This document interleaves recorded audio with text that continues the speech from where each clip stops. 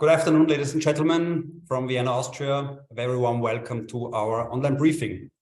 My name is Benedikt Zanzinger of the Multilateral Dialogue of the Konrad-Adenauer-Foundation.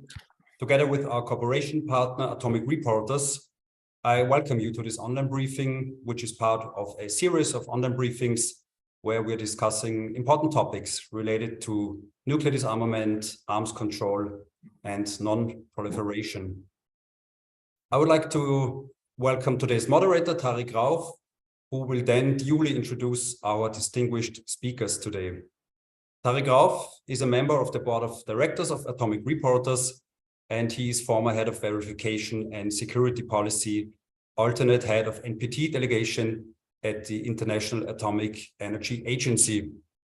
He was a member of the Eminent Persons Group for Substantive Progress on Nuclear Disarmament, convened by the Foreign Minister of Japan. He has been a delegate to all NPT meetings since 1987, and as a member of the Canadian NPT delegation, was responsible for formulating the strengthened review process at the 1995-2000 NPT review conferences. Today's online briefing will examine the New START, which has been signed in 2010 by Russia and the United States. But as you all know, Russia announced suspension of its implementation of New START. Allow me one technical remark. This webinar will be recorded and uploaded on our website and our YouTube channel. Please keep your audio and video sources turned off, and please submit the questions and comments through the Q&A function. Without further ado, I would like to hand over to you, Tariq, who will duly introduce our speakers. Thanks a lot for that. And Tariq, the floor is yours. Thank you very much. We see Rose is just joining us. Welcome, Rose. Hi. So we have decided to have this briefing with the three of the most experienced diplomats and practitioners on nuclear arms control. Particularly given the fact that the New START treaty now remains the only arms control treaty standing between the Russian Federation and the United States. Last month, the Russian Federation announced that it was suspending its participation in New START, but not withdrawing from the treaty. And they also stated that they would not build up additional nuclear weapons. New START is a very important treaty as far as most of the non-nuclear weapon states are concerned, as well as probably all other states. It was signed in 2010. It entered into force in 2011. It had an initial period of entry into force for 10 years. Both the Russian Federation and the United States extended the treaty for a further 5 years, and it will now expire on the 4th of February, 2026. Under the New START treaty, there are numerical limitations both on deployed warheads as well as on deployed and non-deployed launchers. The United States State Department puts up the data exchange between the two countries that takes place in March and in September each year. The latest data that we have is from September of last year, and we are waiting to see the new data come up for this year. Both sides are very close in different ways to either the numerical limits on nuclear warheads or the limits on deployed and non-deployed launchers. So let me introduce our three distinguished speakers. Joining us from California is Rose Gottmuller. She was Undersecretary for Arms Control and International Security during the Obama presidency. And as Assistant Secretary of State for Arms Control, Verification, and Compliance, Rose was the chief U.S. negotiator of New START. After that, she became the Deputy Secretary General of NATO.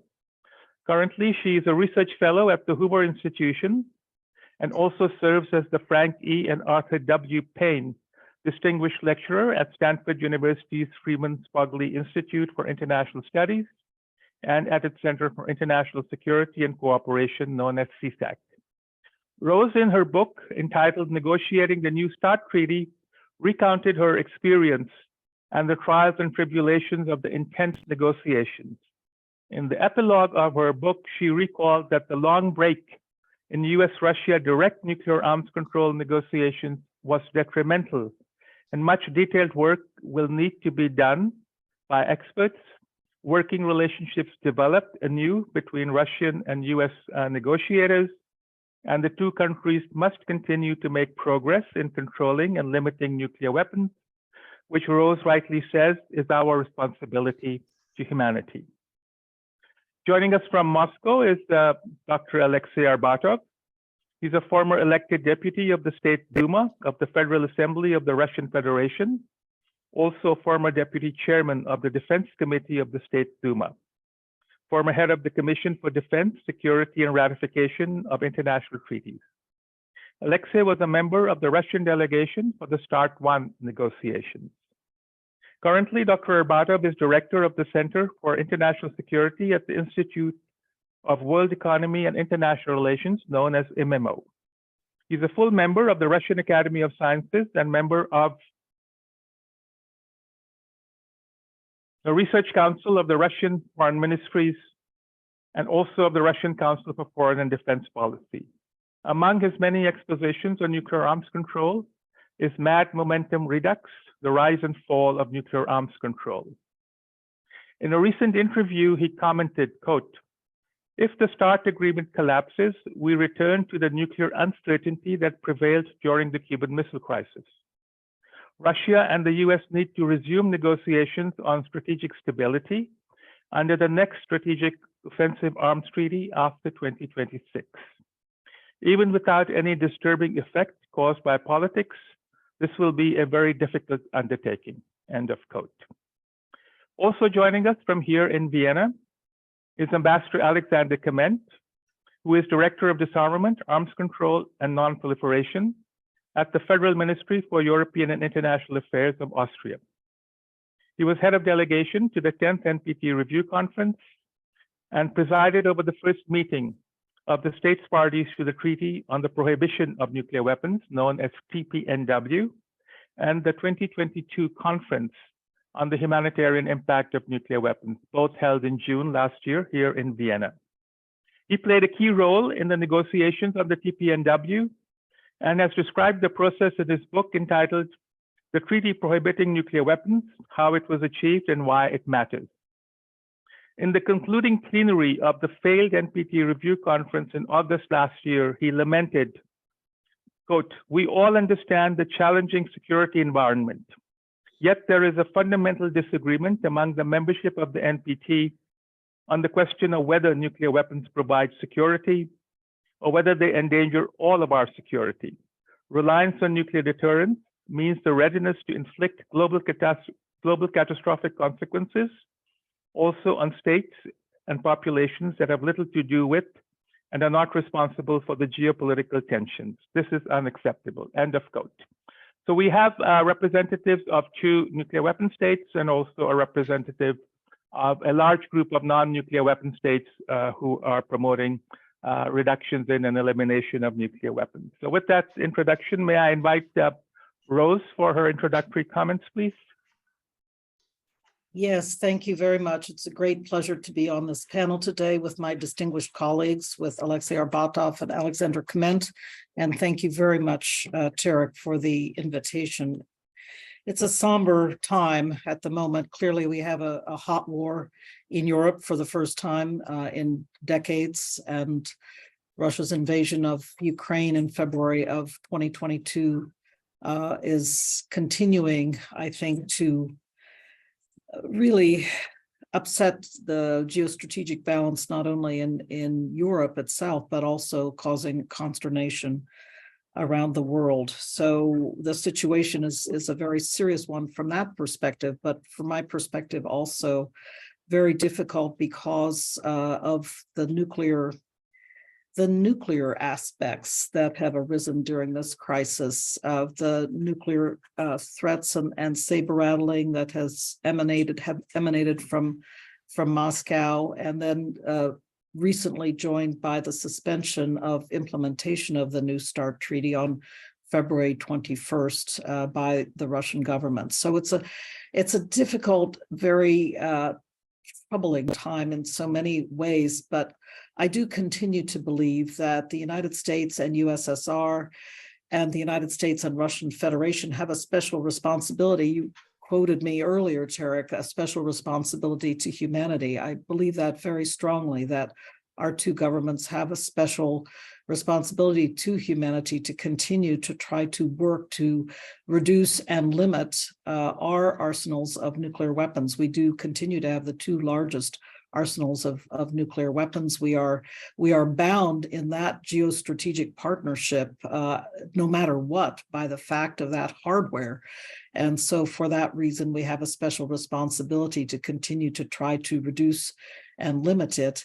I was perturbed, and I'd be very interested to hear Alexei's comments on this. I was perturbed because in suspending the treaty, the Kremlin and a couple of foreign ministry spokesmen talked about no business as usual with the United States. Well, partially that made me smile because, of course, Russian officials have heard that line many times from the NATO allies, no possibility for business as usual with Russia. That stemmed from the 2014 invasion and seizure of Crimea by the Russian Federation. And that was the start of the no business as usual policy that NATO uses and constantly was reminding Russian interlocutors of that fact. But it seems to me that there's no possibility of business as usual where nuclear weapons are concerned. And indeed, even during the darkest days of the Cold War, when the Soviet Union was helping the North Vietnamese to shoot down US fighter jets over Hanoi, we still continued at that point to work to negotiate and to bring into force the Nuclear Non-Proliferation Treaty and the first Strategic Arms Limitation Agreement and the ABM Treaty through that period, which was very troubled from the late 1960s into the early 1970s.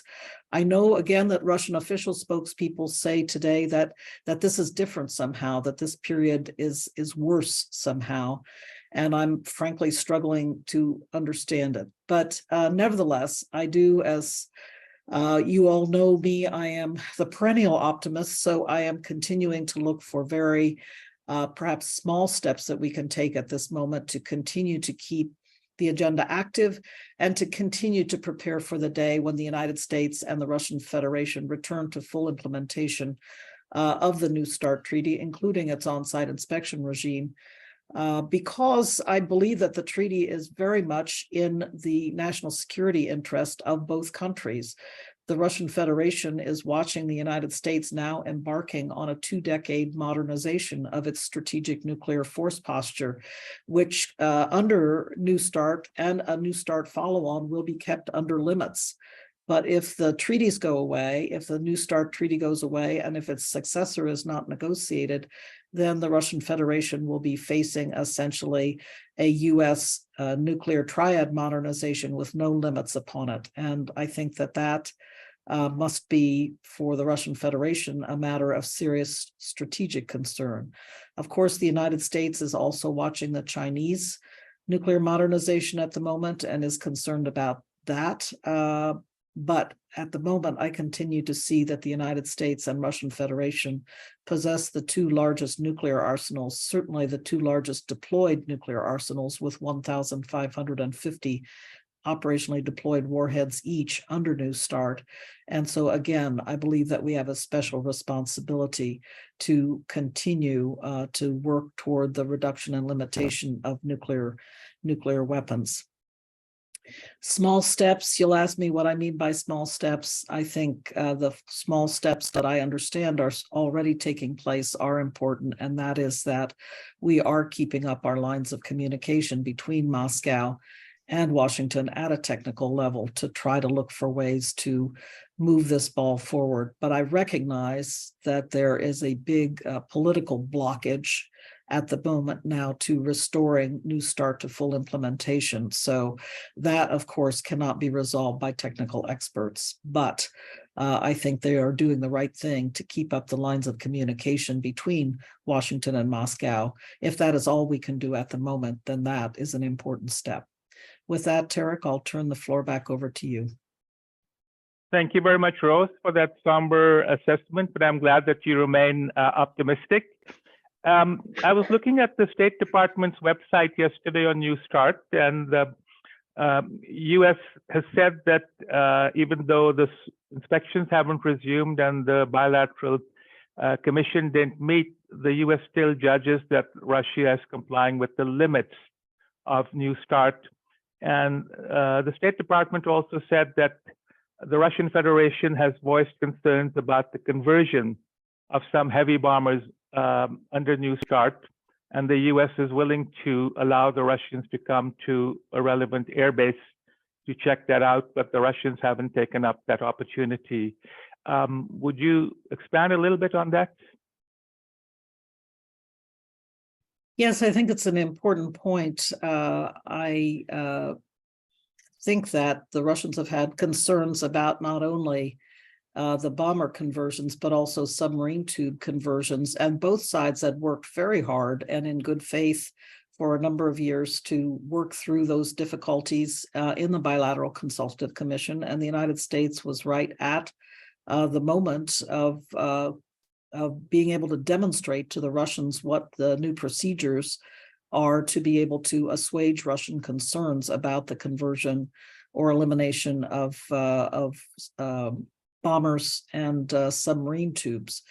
And so that is one of the reasons why the United States has been very keen to restore on-site inspections that were halted during the COVID-19 pandemic. That was to essentially assuage Russian concerns and continue on with implementation of the treaty. But since Russia is now not ready to come and do an inspection in the United States, the possibility of assuaging those Russian concerns about bomber conversions and submarine tube conversions, it's simply not possible at the moment. So that's why the on-site inspection is so important. It gives both sides an opportunity to resolve implementation concerns that naturally arise during the course of the treaty, as well as, of course, then also assuring that the obligations of the treaty are being met. That's the first important reason for an on-site inspection. But the second one is to help in assuaging and resolving any implementation concerns that either party has. It's a totally reciprocal treaty, so Russia has the same rights under the treaty that the United States has. Thank you. So before I pass over to Alexei, I just wanted to mention that since the entry of New Start, there have been 328 on-site inspections, more than 25,000 notifications exchanged between the two sides, 19 meetings of the Bilateral Consultative Commission, and 42 biannual data exchanges on strategic offensive arms subject to the treaty. So I think that those are very valuable things that the rest of the world would like to continue.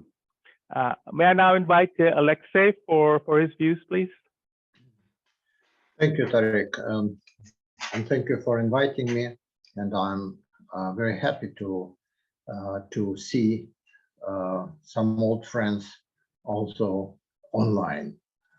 I would certainly prefer to do it offline, but that is the life we are living now. Well, let me start with business as usual.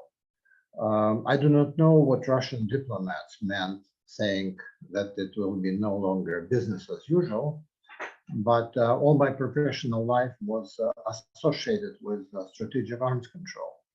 And last year it was 50 years anniversary after the first treaty, ABM treaty and SALT I treaty. And I would say that this business as usual since that time was an extremely tumultuous and difficult business.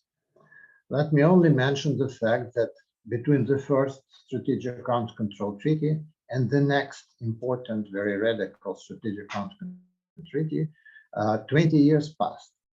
Constant negotiations, a lot of obstacles, a lot of setbacks. 20 years passed between the first and the second important offensive, strategic offensive arms limitation and reduction treaties. After the START I treaty in 1991, another 20 years passed before Rose concluded the New Start in 2010. During that time, some treaties were signed but not ratified. Some treaties were signed but not properly implemented. It was, and after the New START was signed, another 10 years pause before we extended the New START treaty in 2021 and initiated the next round of negotiations discussing the follow-on to the New START. Certainly, there were great hopes when President Biden immediately extended the START treaty, in contrast to President Trump, which did not extend it, refused to extend it, and abrogated a number of important arms control treaties, in particular INF Treaty and Open Skies. Now we are facing a situation in which the New START is also in trouble, in a very big trouble. As you know, its suspension was justified recently by a number of arguments. I would subdivide those arguments to technical, strategic, and political. Well, technical arguments were the complaints that which were mentioned by Rose about difficulty for Russian inspectors to come to the United States on their airplanes as they used to do in the past because of sanctions, and the dissatisfaction of Russia about the procedures for conversion of submarine ballistic missile launchers and heavy bombers. Those were technical, and I think those are the easiest to resolve, provided that other arguments, other conflicts are alleviated. The second was strategic. All of a sudden, Britain, France was again mentioned by President Putin, saying that we want to include them somehow in arms control limitations. We cannot ignore them.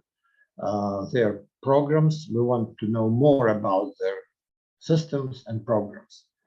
Well, in some sense, this can be just seen as a justified concern. When the SALT I was signed 50 years ago, British and French forces were a tiny fraction of the strategic forces of the Soviet Union and the United States.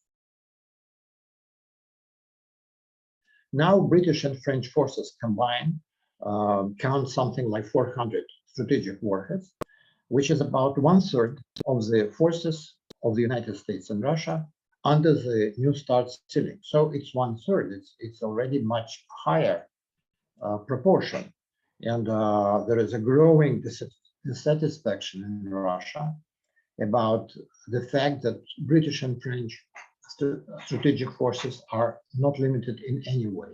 And Britain, a couple of years ago, raised the ceiling on their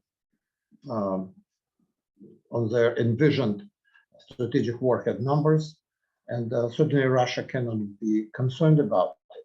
United States now can sympathize with our position because they're facing analogous third nuclear weapon state with China.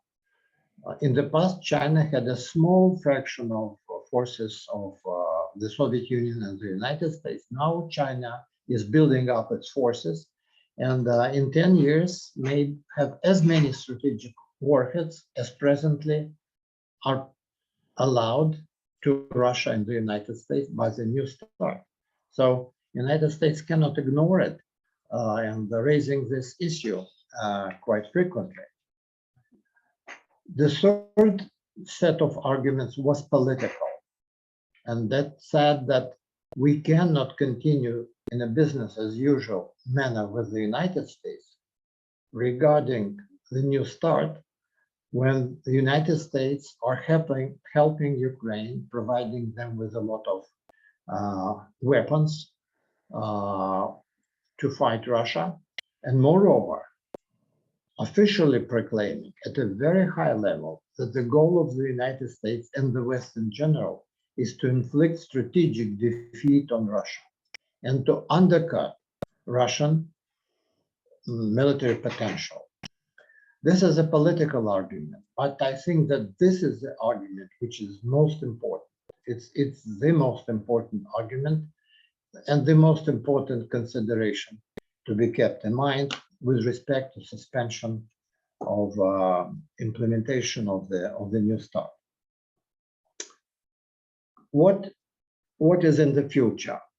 I certainly hope that neither Russia nor the United States formally abrogate the treaty, in particular the United States. Russia said that it's not planning to build up its forces above the New START ceilings. The United States have not suspended its participation, but certainly there are no inspections anymore and no meticulous notifications which were mentioned by Tariq about all the activities of strategic forces. Only exchange of the general figures twice a year probably will remain. But when the time goes on, year, 2, 3 years till the extension termination, period termination, there will be growing uncertainty about the actual warhead numbers which each side has. And this will be particularly true about Russian concerns about the United States, because Americans have implemented a much more portion of their reductions under the New START by removing part of warheads from their missiles, leaving smaller number, downloading, that sometimes called, or unloading. Russia implemented much larger portion of its reductions by removing ballistic missile submarines and removing launchers and missiles. So in case there is growing uncertainty and about the number of warheads, since we will be lacking inspections, which were particularly designed, on-site inspections, to count the number of warheads on missiles, so that both sides are assured of that they are not cheating on the figures that they exchange on a general number of warheads in their forces. The United States have much higher uploading potential than Russia. There are some calculations which show in particular that without limits of the New START, the United States, without increasing the number of its missiles and bombers, can build up their forces to about 3,500 warheads, only by adding warheads to their missiles and by counting warheads on bombers by their actual loading, rather than by the accepted counting rule on the START treaty, which considers each bomber being one delivery system and one warhead, while in fact bombers can carry much more than that. So Russia will be in a worse position and has more reason for concern. With respect to China, I don't have much time to discuss that, but I think I've already said it a number of times, and in conversations with Rose in particular, that for the United States to get China interested in joining arms control, what is required is to provide China with a proposal that would show China that with the new arms control treaty, or with joining arms control, China will have much better strategic situation than without arms control. And also to provide China with a proposal that would not legalize its inferior position vis-a-vis the United States. That's exactly what was done by very wise Americans many years ago, in particular Secretary McNamara, whom I was very lucky to know personally, who in 1667 in Glasgow proposed to Prime Minister Kosygin to start negotiations on limiting ballistic missile defenses. At first, Kosygin rejected that, but very soon the Soviet Union recognized that such a treaty would not put the Soviet Union in an inferior strategic position and would make security and strategic situation of Soviet Union much better than without such treaty. And negotiations started in 1969 and ended with the first ABM treaty and SALT treaty in 1772, which was mentioned by Rose. So you have to devise some kind of such proposition to China. China is very rational. And China, if it sees clear benefit, military strategic benefit in joining arms control with the United States, then I'm sure that China will respond positively. What is in the future? I think that we should make whatever possible to preserve the New START, even without inspections for some time. We should certainly make effort to alleviate situation with respect to Ukraine. My proposal is ceasefire as soon as possible. Stop talking about strategic defeat of Russia. The more you talk about that, the worse is the situation for our bilateral Russian-American relations. And even moving in direction of political diplomatic settlement of this conflict would provide much better context and ground for resuming inspections, resuming notifications, and reviving the process that was started in summer and fall of 2021 when negotiators finally met in Geneva and started serious discussion of the strategic stability and of the follow-on treaty to the New START. Thank you. Thank you, Alexei, for giving us that wide-ranging exposition of Russian policy. In the statement made by Russia on the 21st of February on the suspension of START, there was also a reference that order was given to prepare the nuclear testing site in Russia to resume testing if the United States tested first. Could you say a little bit more about that? Does this mean that the Novaya Zemlya nuclear test site will be brought to a higher level of readiness than before? Certainly it will. And the reason for that was that we are in an unequal position with the United States. Russia has ratified the CTBT, Comprehensive Test Ban Treaty, by the way, ratified by President Putin. As soon as he came to power in the year 2000, one of the first things he did was to ratify START 2 and to ratify CTBT. The United States have never ratified CTBT. So constant rumor and constant suspicions have been taking place in Russia about what the United States intend to do. And President Trump actually openly threatened to withdraw from the CTBT and to resume testing.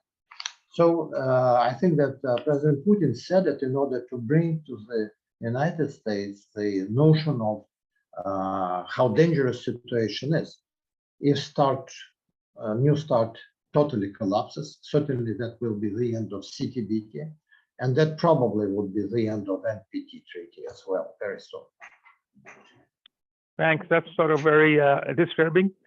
You also quoted the greater upload capability of U.S. strategic forces, and there is this study put out by the Federation of American Scientists in the U.S., which calculates that the U.S. would be able to have a 2.1 advantage in uploading more strategic warheads as opposed to a 1.6 upload capacity of the Russian Federation. So while the U.S. might have more strategic nuclear warheads, taking into account the non-strategic warheads of Russia, Russia would have an advantage in total number of warheads. Do you agree with this calculation, or? Yes. Okay, In we'll come general. back. Of course, those are very approximate figures. They are based on speculations, calculations, a lot of assumptions, but in general, I think they are quite correct. Okay, thank you. We'll come back to this after we have Alexander Kement bringing in a different view from the perspective of non-nuclear weapon states. Alexander? Well, thank you so much. Can you hear me okay? Yes. Okay, very good. Let me start by thanking the Konrad-Adenauer-Foundation for inviting me to this discussion. It's a great pleasure for me to share the panel with such distinguished co-panelists. As you said, my task, or how I understand the task for this discussion, is to bring in the perspective of a sort of pro-nuclear disarmament, non-nuclear weapon states. And these are, of course, my own views in my personal capacity. But then let's not forget that over 150 states have chosen not to base their security on nuclear weapons and nuclear deterrence. So the concerns that I express are likely to be shared by quite a large number of states, of non-nuclear weapon states. So firstly, of course, the suspension of cooperation in the framework of New START by Russia is very regrettable, even if it's probably not entirely surprising. But I'm absolutely sure that this regret is, and this concern is shared by essentially all non-nuclear weapon states. It fits, however, into the sharp deterioration of relations, the loss of trust and confidence between Russia and the US, and the increasingly antagonistic and partly dismissive positioning that we've seen by Russia in the framework of multilateral disarmament, arms control, and non-proliferation frameworks. And this has, of course, deteriorated even further since Russia's invasion of Ukraine 1 year ago. So it's therefore maybe not too surprising that the last remaining strategic arms control treaty between Russia and the US is also negatively affected by these developments. As long as Russia and US stick to the agreed limits, the immediate material impact of the suspension of cooperation is maybe not yet so fundamental, and of course the treaty remains in force. But the reduction or the loss of cooperation, declarations of visits, and generally this platform of engaging is, of course, deeply troubling, especially at the time when tensions are high. The risks of errors, the risks of miscalculations, of unintended escalation is also exponentially high. So New START was and still is a framework of maintaining a dialogue of cooperation, and it's very troubling that this is suspended and it generally is very much at risk. So one can, of course, only hope that this announcement may have been predominantly politically motivated, although I doubt it, but one can hope, and that sooner or later Russia will return into some form of arms control engagement. As was pointed out by Rose, the arms control approach, of course, is generally fundamentally also in Russia's interest. Even more troubling, however, is the fact that these latest developments, of course, do not bode well for any follow-on agreement in 2026. So there's a very real risk that New START will expire without any follow-on agreement and without any legally binding caps on strategic nuclear weapons between US and Russia. So what does this mean for non-nuclear weapon states? So as I said, this is, of course, an extremely disconcerting development. It raises a number of very profound questions and possibly conclusions. We look at an arch of 50 years of arms control efforts, which has been partly successful, partly very successful, and is now, after 50 years, essentially on the verge of collapse. Arms control was, of course, never about nuclear disarmament. It was always about managing the strategic relationship, but it was always positive from a disarmament perspective as long as the numbers came down. But with the likely or possible disappearance of New START, coupled with the massive modernization programs that we see in all nuclear armed states, the qualitative and in some states also quantitative arms race dynamics that we see and that are accelerating, the increasing geopolitical tensions, I think this simply doesn't hold anymore. So there's very little left to look at that would give any confidence that we may be moving towards a world where there is less reliance on nuclear weapons, and there's nothing left that would indicate that nuclear armed states are taking any credible steps towards this supposedly shared goal. Even if nuclear arms control disappears, which is, of course, as I said, is not really nuclear disarmament anyway, all that we may have left are essentially empty declaratory promises that are really fatally undermined with what is actually going on in the real world. So at the same time, these developments, of course, fuel proliferation, and we see this already. And of course, all of this is massively damaging for the NPT and also for upholding the taboo against these weapons. So I would say it looks like another nail in the coffin of the credibility of the NPT bargain, unfortunately. It also may be a sign that the approach that we have followed over the past decades has worked only to a very limited degree. And probably more importantly, it simply does not look likely to work in the future. So one can conclude that a change of paradigm and new approaches may be needed. So that brings me to what can be done and what can non-nuclear weapon states do. So of course, what we've always done, we appeal. We appeal to the nuclear weapon states. We appeal through joint statements, possibly resolutions. We try to build momentum, raise pressure, raise the issue, and say that we want to see credible steps and reductions of nuclear weapons.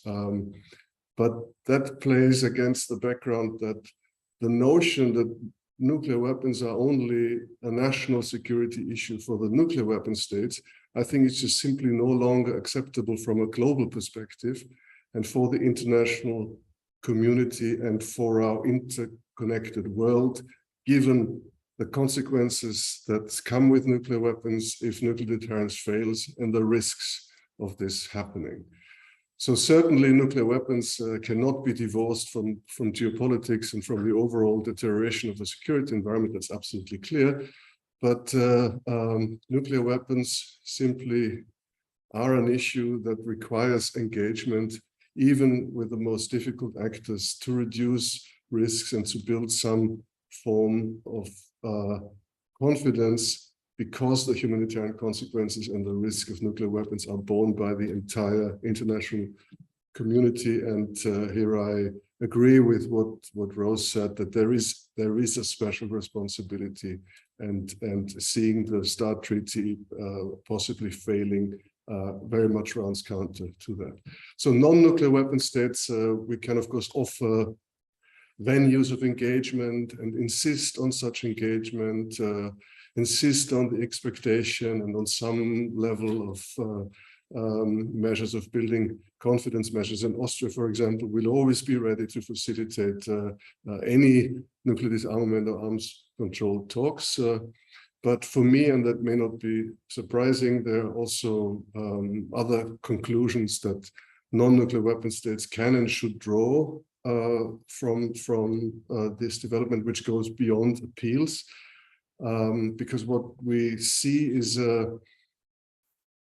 inability, possibly unwillingness of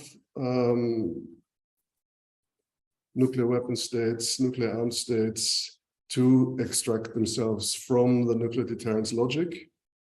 And it is very difficult, obviously, but we see we're running into this issue and the arms control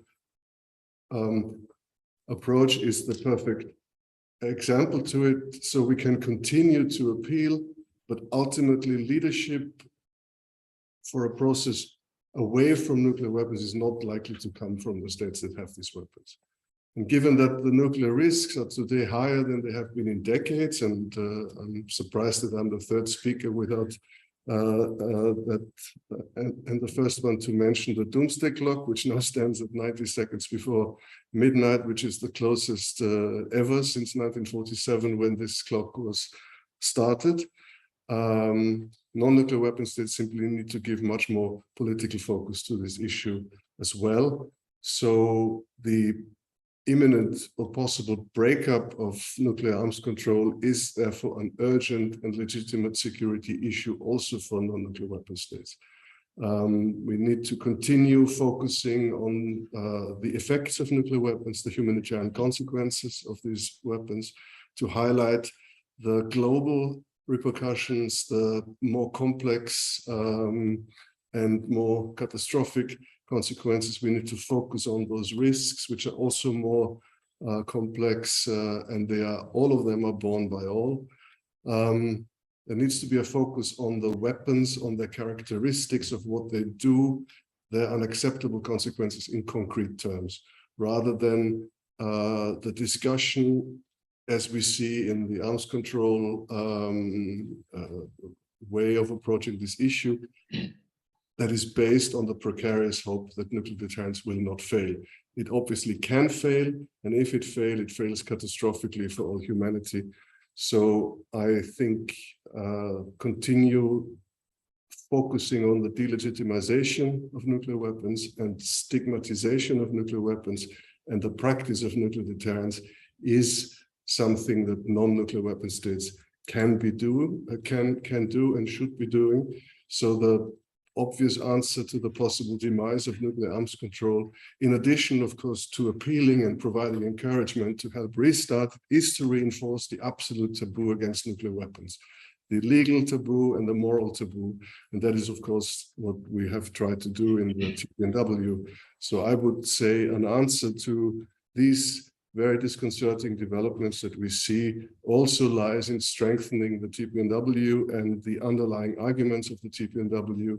And this new norm is something that non-nuclear weapon states should and can do probably now more than ever. Will it change it? Will it impact? No, or it's not sure. But it's certainly better than just leaning back and just appeal. It is something where non-nuclear weapon states have agency, and under the NPT, they actually have a legal obligation under Article 6 to do that. And maybe I stop here. Thank you, Tarek. Thank you, Alexander, for giving us the important perspectives from the non-nuclear weapon states side. Both the United States and the Russian Federation are depositories of the Non-Proliferation Treaty, and in fact, the treaty was negotiated between the two of them and was created by them in 1968.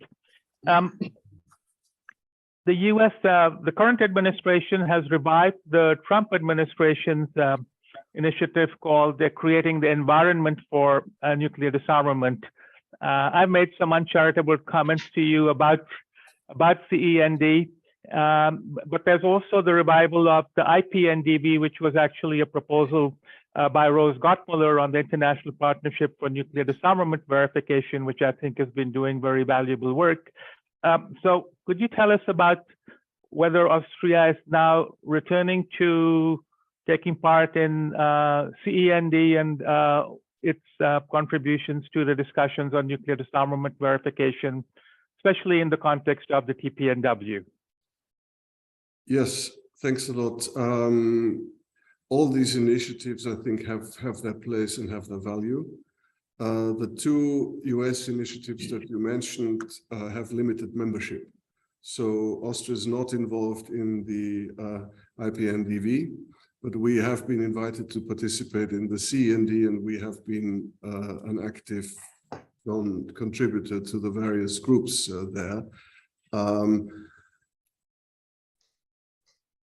There is a value in having fora where issues can be discussed informally, which are difficult to discuss in formal meetings. And everybody who's been to an NPT meeting knows that it's very difficult to actually go in depth into some of those issues where the main political discrepancies lie. CND has the potential. I think it's actually still too early to say because, first of all, it was stopped in a way by the pandemic and has now been restarted a few months ago virtually. It's still too early to say where it goes, but I would not dismiss the opportunity to have this engagement. It may turn out to be productive, but it's still too early to say. In a kind of simple way, I will say that if the US invites Austria to participate in a discussion on nuclear disarmament, we will show up. That's clear. On the TPNW, there's much to say. Of course, we took a number of decisions at the first meeting of states parties to put the implementation of this treaty on track. I think we also demonstrated a number of important political things, mostly in terms of that this is a serious undertaking from states parties that are committed to this issue and are interested in working substantially. So I think some of the politically motivated accusations that were leveled against the TPNW may hopefully fall away, and partly have fallen away because they are very difficult to uphold given what we're actually doing in the TPNW. And it was also very obvious in the NPT review conference that the problems in the NPT are many, but the TPNW is not one of them. It's in fact, all TPNW states parties really worked very hard to try to come to help the NPT to this REFCON to a positive outcome. And it was certainly not because of anything that we did that this wasn't possible.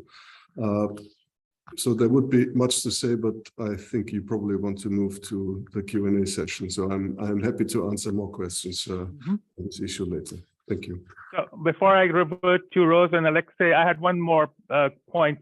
So the first preparatory committee meeting for the 2026 NPT review conference will be held here in Vienna in August under the chairmanship of Ambassador Jarmo Viinanen of Finland. So from perspective of many non-nuclear weapon states and also from civil society, we have a perception that there has been a backsliding by the nuclear weapon states from the commitments that they agreed to in the 2000 NPT review conference that seemed to be watered down in 2010, the last time we had a outcome from the review conference. And then in the draft report of Ambassador Zolavanen at the review conference last year, there seems to be further backsliding. And since you were there as head of delegation and you took part in the side negotiations in the Finnish mission, how would you see recovering some of this lost ground in starting the discussion at the NPT PrepCom in August, despite the dire political situation around us? Well, the fear that you mentioned of backsliding, I think, is not only widely shared, it's also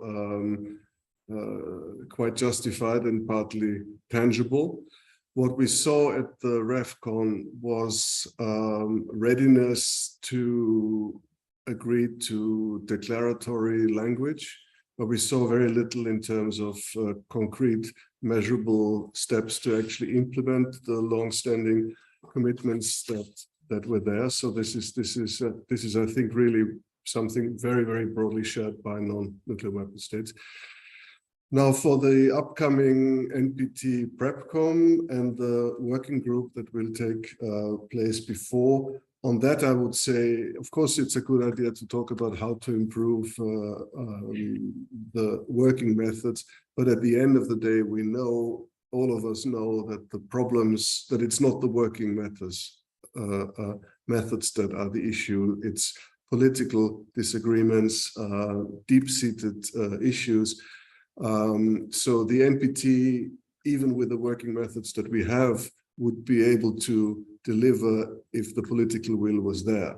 That doesn't mean that this working group cannot come up with some practical ideas how to focus the discussions, how to make things a little bit less repetitive and duplication, which is something that we see a lot in the NPT process. So that's why I think this could be a useful process. And I think for the one positive outcome at the NPT RevCom that I would say is that non-nuclear weapon states were ready to go along with a document that they found extremely weak and disappointing, at least most that I spoke to, but they were ready to do so out of commitment to the treaty. So I think the outcome of the RevCon is that there is still a lot of commitment in the international community for this treaty, and there was a lot of responsibility at display. So if we can, non-nuclear weapon states will bring that same commitment to the NPT PrepCom, I'm sure. So it's really important that we see this and more readiness from the nuclear weapon states as well. Thank you. Thank you. I would argue that our dictum should also be do no harm to the review process. But coming back to New START, could I revert to Rose for any of your comments to Alexei and to Alexander?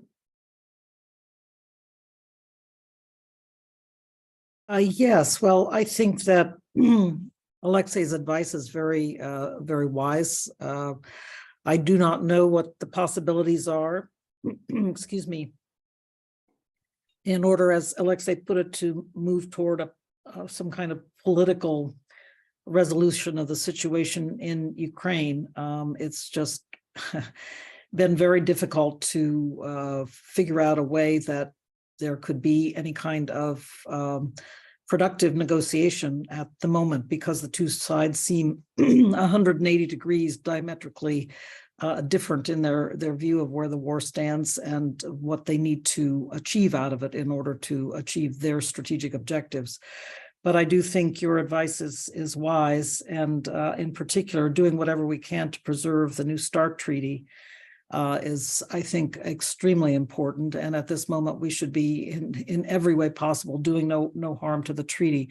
I wanted to take up a point, excuse me, that you raised, Alexander, about the uncertainty under the treaty. At the moment, U.S. national technical means and Russian national technical means, that is overhead satellites, radars, reconnaissance aircraft, these types of national technical means help us to know that the status of the treaty is preserved at the moment, but it's quite correct. And Alexei brought up this point that over time, knowing exactly what is going on with the warhead holdings is going to be very, very difficult to sustain. And so uncertainty will grow over time. So I think if there's any priority placed on resuming inspections, and particularly for the Russian Federation, given its interest in keeping U.S. upload potential under control, the most important inspection to resume is the reentry vehicle on-site inspection. These are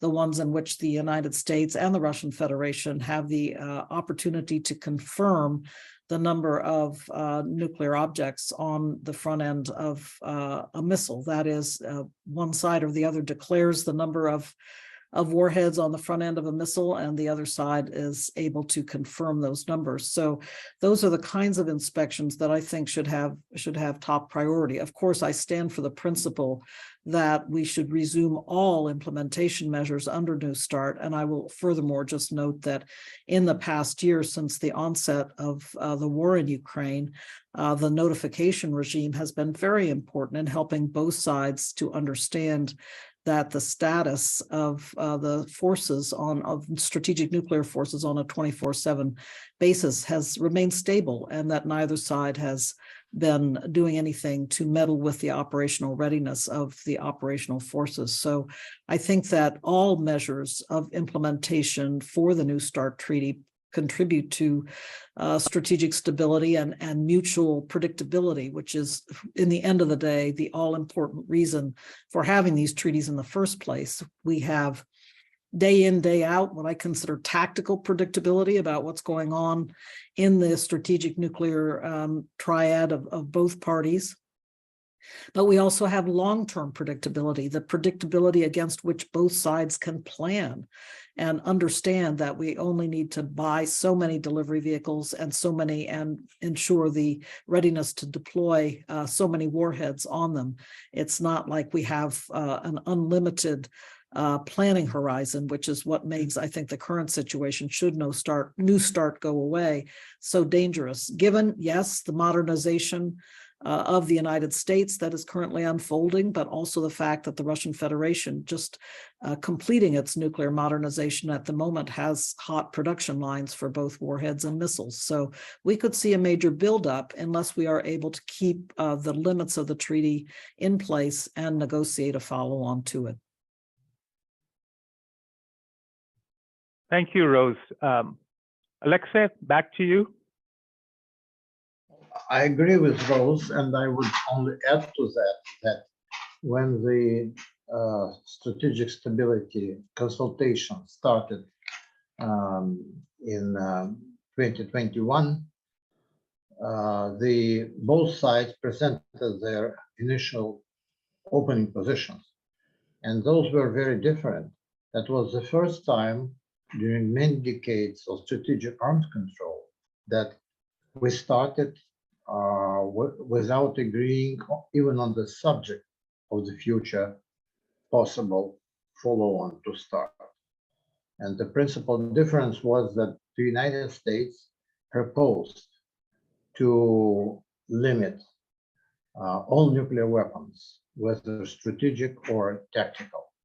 And Russia proposed to limit all strategic weapons, whether nuclear or conventional, whether defensive or offensive. So in a sense, that was a major departure since we started this process more than 50 years ago in 1969, when we had to come even to agreement on the subject of the next treaty. And for that reason, preserving START is much more important than otherwise would be the case, because without START treaty in place, we would be left without foundation for negotiations on the follow-on treaty. All our proposals would hang in the air without clear basis, which we have now in the form of the new START treaty. So I just wanted to say that point. And another thing which I also would like to mention, probably would be of interest to you,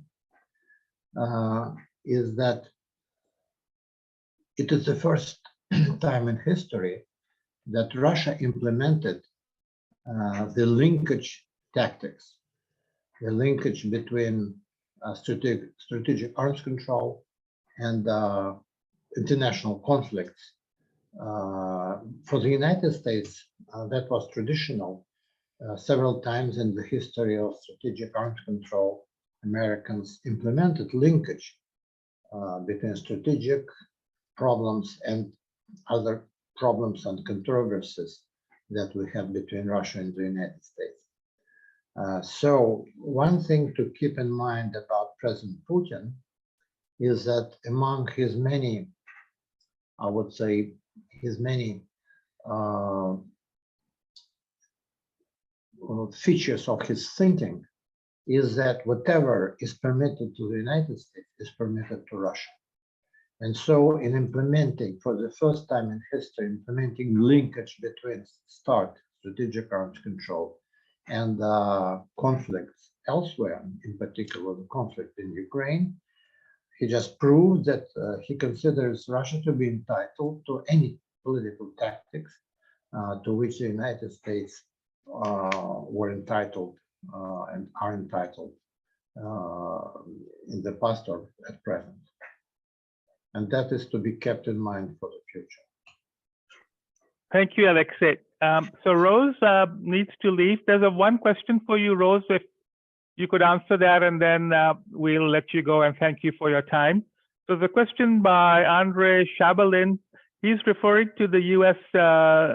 nuclear posture review and the mention in there of integrated deterrence, and what would be the impact of integrated deterrence on future nuclear arms control?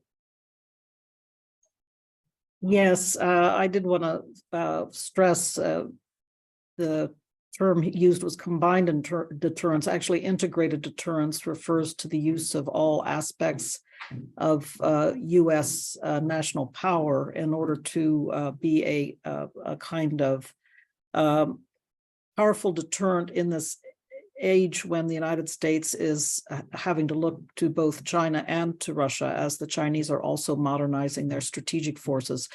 But I do want to emphasize, and this is very clear in U.S. discourse, that integrated deterrence does not imply quantitative balance with both China and Russia at the same time. It does not imply that the answer to the U.S. deterrence conundrum at the moment is simply to build up nuclear weapons and deploy them so that the United States is able to answer one for one the deployments of Russia and China going forward. Instead, integrated deterrence is meant to convey that the United States will not go down that quantitative path, but will look to its capabilities in other arenas, including in terms of conventional force posture, but also in terms of its national political power, economic tools that it has available, and certainly its capabilities with regard to emerging technologies and I would say non-kinetic capabilities as well. Cyber capabilities is one realm that is frequently mentioned as an example in this regard.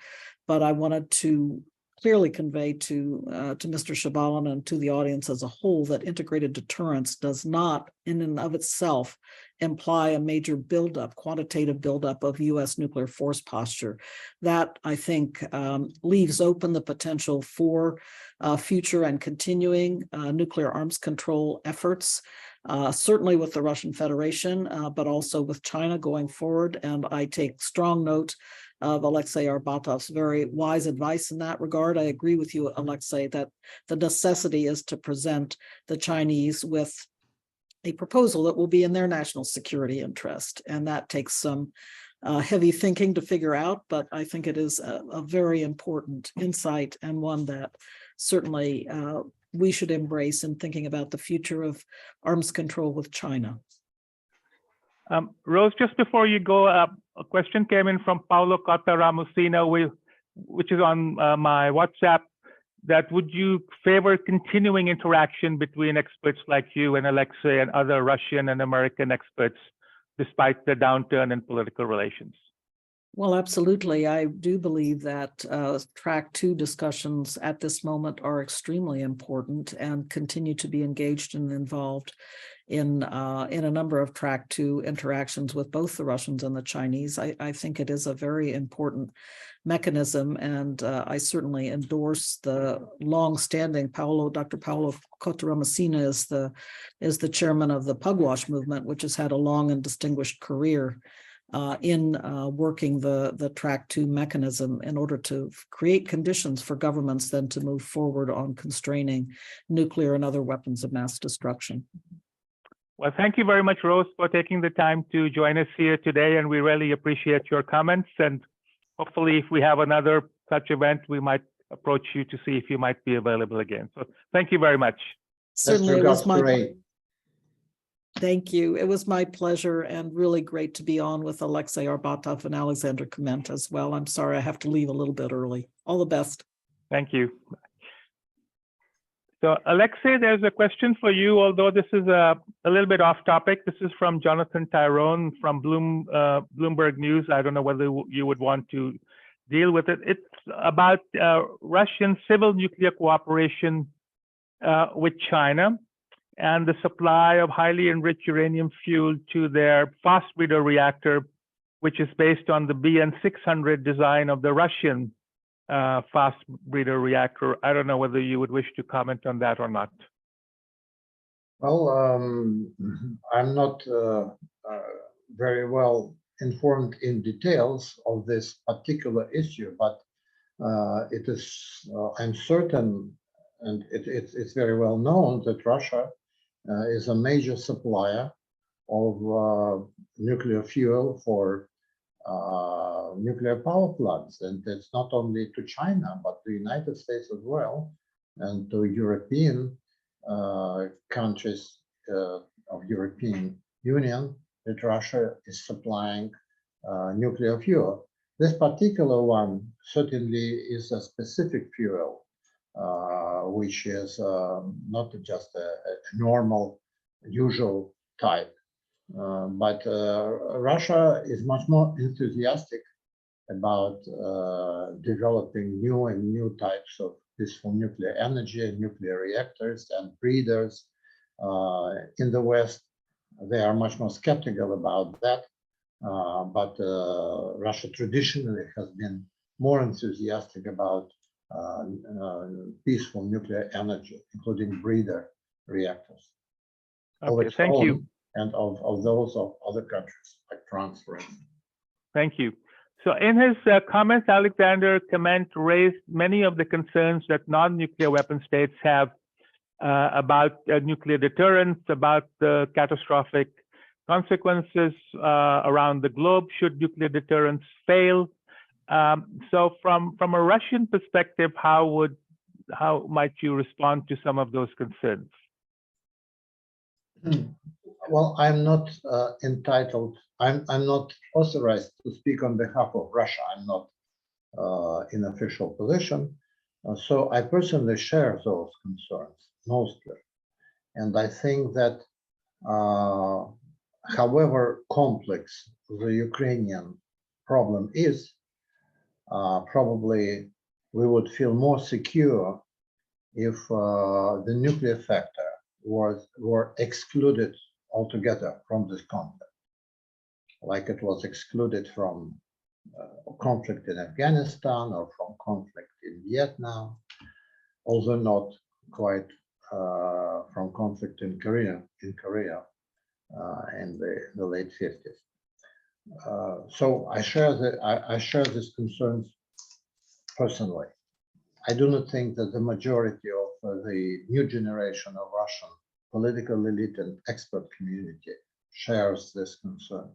They are much more pragmatic, I wouldn't say enthusiastic, but much more pragmatic about nuclear weapons. Likewise, the new generation of Russian politicians. They do not share the attitude of my generation, which was growing and seeing all the horrors of Hiroshima and Nagasaki, and being witness to Cuban Missile Crisis. Also, I was very young at that time, but I remember those days. I was 11 years old at that time. And I think the political leaders as well, in the 60s, in the 70s, they had some kind of scary awe for nuclear weapons, considering them a symbol of doomsday. Now, what I see in Russia or in the West, a much more pragmatic attitude. Nuclear weapons are not so bad after all. That's their attitude. They are an effective instrument of foreign policy, and maybe effective instrument even of war fighting. Of course, local war, not the total war, but of local war. Integrated, the question was asked about integrated deterrence. Well, that's the gist of integrated deterrence that was pronounced quite vividly in the nuclear posture review, even of such a liberal democratic administration as the Biden administration, which are have been usually much more skeptical about nuclear weapons.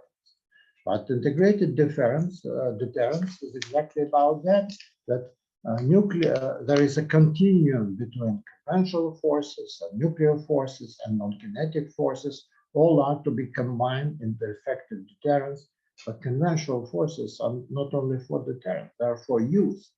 And the entanglement factor when conventional war with the present precision-guided long-range systems and surveillance, command and control,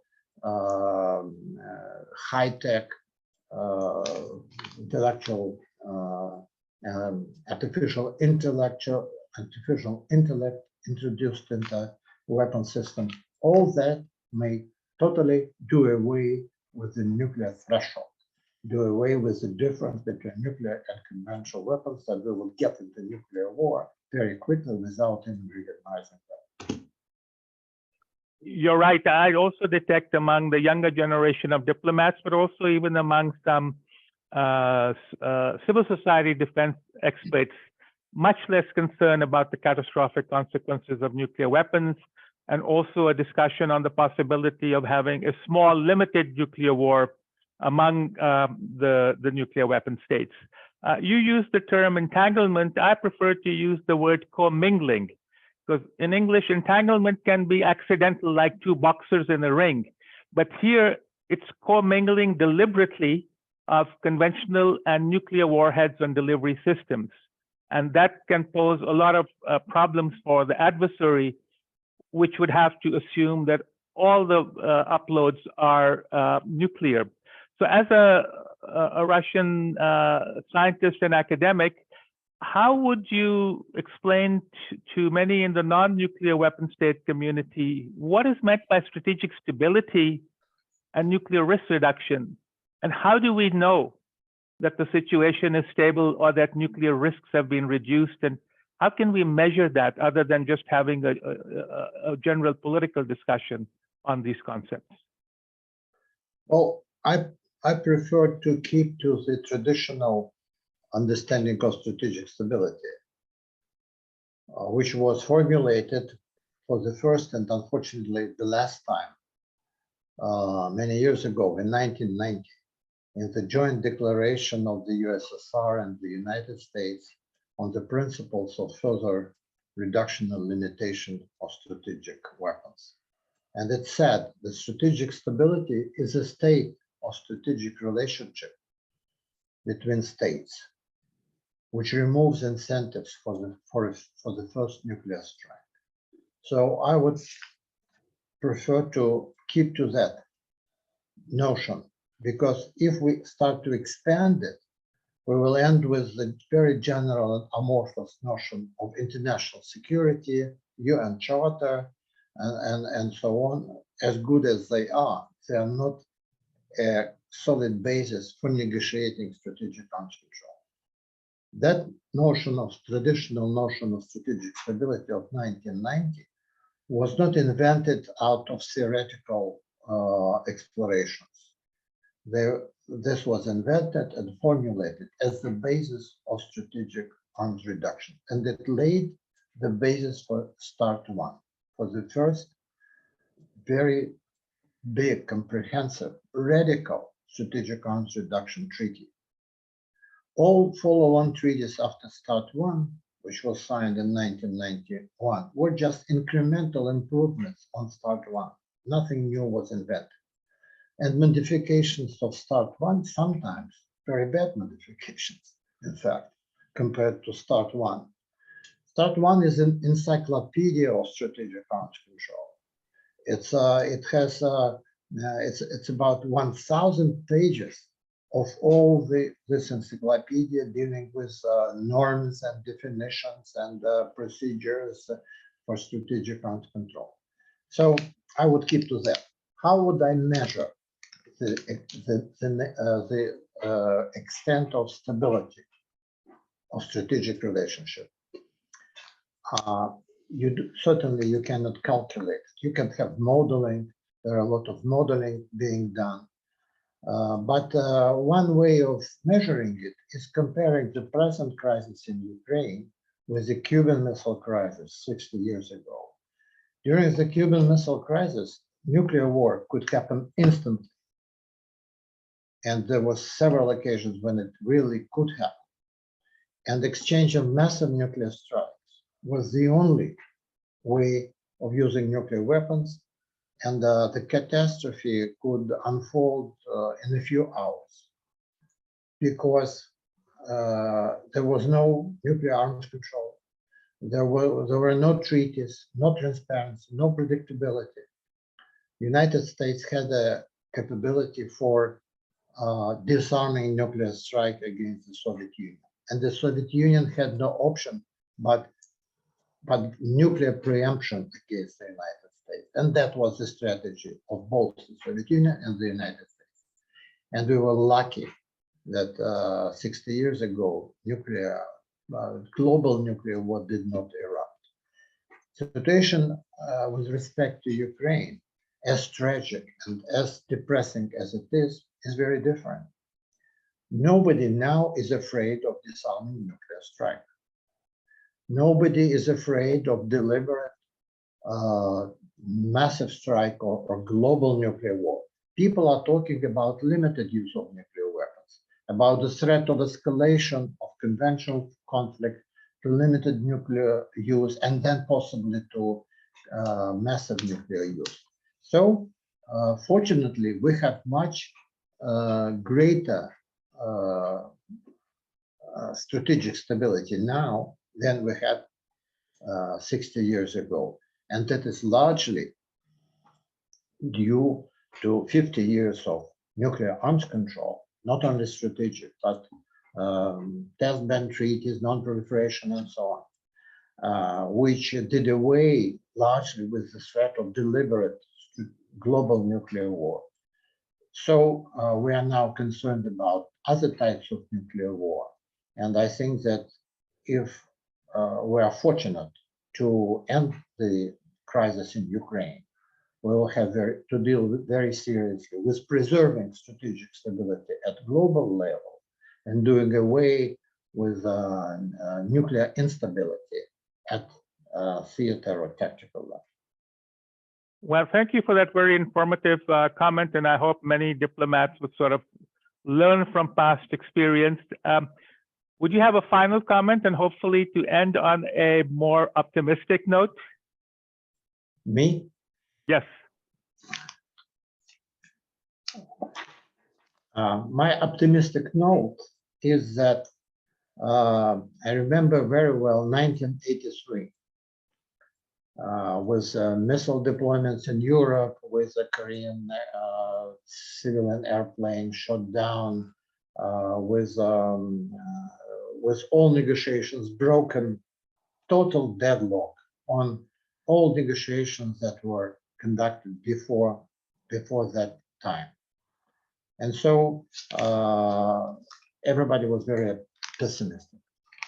But then a few years came and we had revival of detente and arms control and INF treaty. And then conventional arms reduction treaty in Europe, and then START 1 and so on and so on. So we have to keep in mind that experience and remember that in contrast to earthquakes, nuclear war and nuclear danger is the creation of people, human beings. So it's only up to human beings to be persistent in removing that threat. History showed that this is possible. So let us learn good lessons from history. Well, thank you for that wise comment. Alexander, over to you to close us out. Well, I'd like to attempt a positive thought to conclude as well. Disagreeing with Alexei's characterization of the young generation in terms of not being as concerned about nuclear weapons than maybe the older generation. I think that is partly true due to lack of information. But I actually very much hope, and I think that the younger generation is more likely to see some of the underlying assumptions around nuclear weapons as absurd and no longer acceptable in a 21st century globalized world. If you make the analogy to climate change, And I think there is a significant read across between the nuclear weapons debate and the climate change debate. You see a much greater awareness of the, at least sort of the segment of the young generation that is actively seeking knowledge about our interconnectedness and essentially about the indivisibility of security, and that nuclear weapons are in a way a symbol of the opposite. So education, which is of course what the whole process that led to the TPNW was to a large extent about, to educate about, not talk about nuclear weapons and nuclear deterrence in abstract security policy terms, but in terms of concrete, looking at the impact and looking at the risks and specifically looking at the human dimension by giving voice to people who have experienced that. And I think that's the way to go.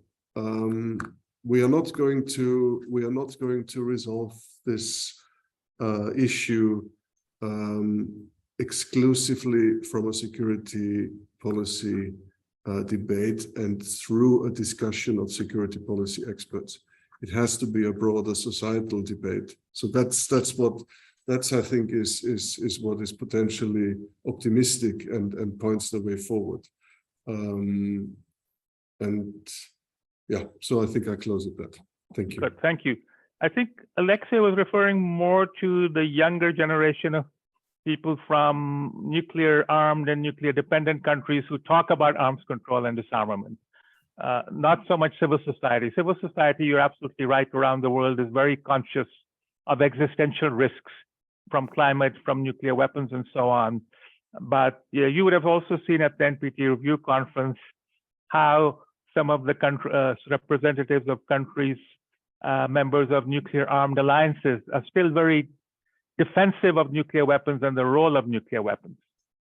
So with that, let me thank both Alexei Arbatov in Moscow and Alexander Kement here in Vienna for taking the time to discuss these very important issues with us. And I revert back to Benedikt Danzinger of the Konrad-Adenauer-Stiftung to thank our two speakers and to close us out. Well, thank you, Tariq. Thanks for your moderation. I'm honored to have hosted such high-level speakers today. Thank you, Ms. Gottmüller, if you are rewatching this video. Thank you, Mr. Arbatov. And of course, thanks, Ambassador Kment, for your time and your insights in this serious topic. I would also like to thank our audience from around the world for your interest in this topic and your interest in our webinars in general.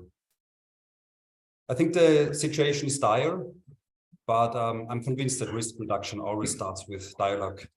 In this particular case, first and foremost, a dialogue between the nuclear weapon states, but also among the civil society. So the Konrad-Adenauer-Foundation will keep on providing a platform for dialogue. Please visit our website and as well as Atomic Reporter's website to be informed about upcoming webinars and also to watch previous webinars on the issues of arms control and nuclear disarmament. I wish you a pleasant rest of the day. Thank you for being with us. Keep safe and goodbye. Thank Thank you. Thank you. you. Bye.